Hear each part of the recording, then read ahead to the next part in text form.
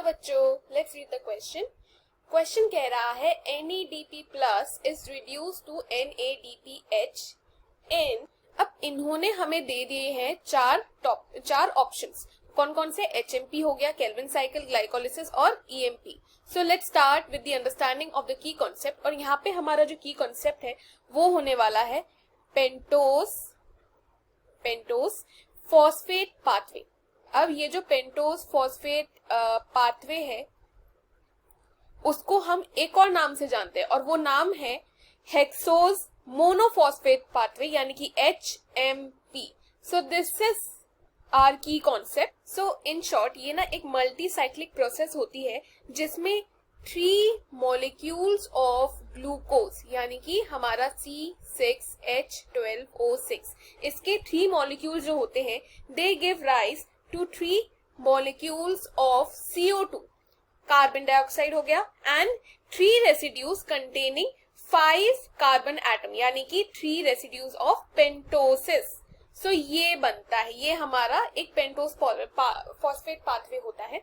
अब अगर हम बात करें कि क्वेश्चन हमसे क्या मांग रहा है कि हमें आइडेंटिफाई करना है कि इनमें से गिवन जितने भी पाथवे उसमें NADP प्लस कब रिड्यूस हो जाएगा टू बिकम NADPH। सो हमें ये आइडेंटिफाई करना है।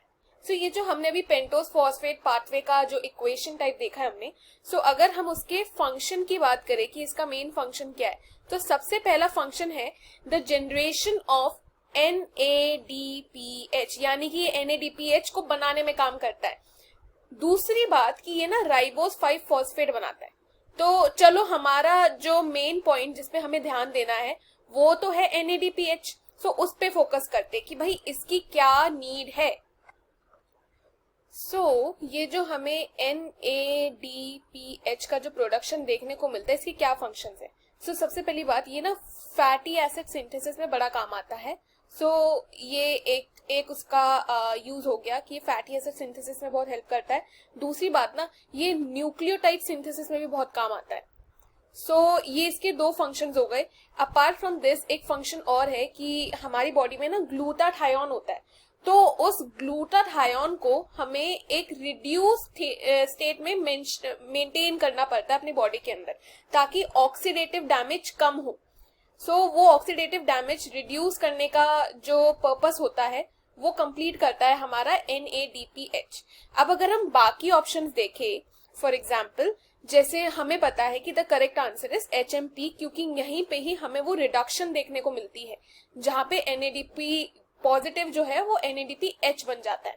अब अगर मैं केल्विन साइकिल कहूँ, सो केल्विन साइकिल में क्या होता है कि केल्विन साइकिल में ना ये जो हम NADPH की बात कर रहे हैं वो एक्चुअली यूज हो जाता है। तो इट यूजेस NADPH, वो बनाता नहीं है, वो रिड्यूस नहीं करता, वो उल्टा उसका यूज कर लेता है।